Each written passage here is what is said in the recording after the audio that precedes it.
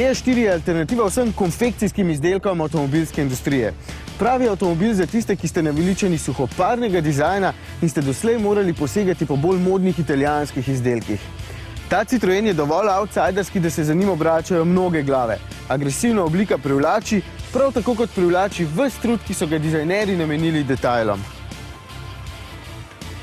No, ne pa vsem.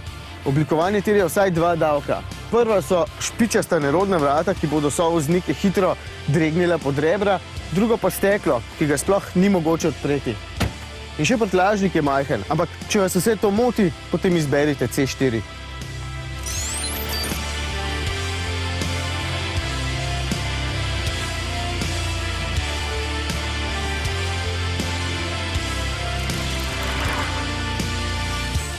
Aluminij je pravi, črna platišča iz lahke zlitine so res 19-palčna, ksenon žarometo pa se perfektno dopolnjuje z LED pasicami.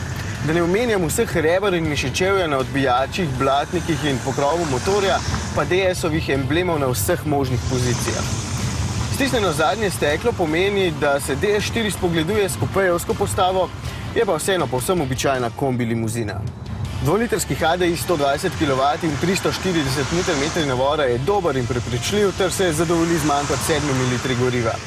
Avtomobil je čvrst, dobro vodljivost pa kvari z informacijami skop volanski mehanizem, zaradi katerega DS4 v zaprtih ovinkih preveč rad z nosom drsi naravnost ven. Do naslednjega modela čaka inženirje še precej dela na tem področju. Skratka, DS4 me je prepričal, četudi sem pogoltnil nekaj grenke sline. Zlasti zato, ker takšen stane več kot 30 000 evrov.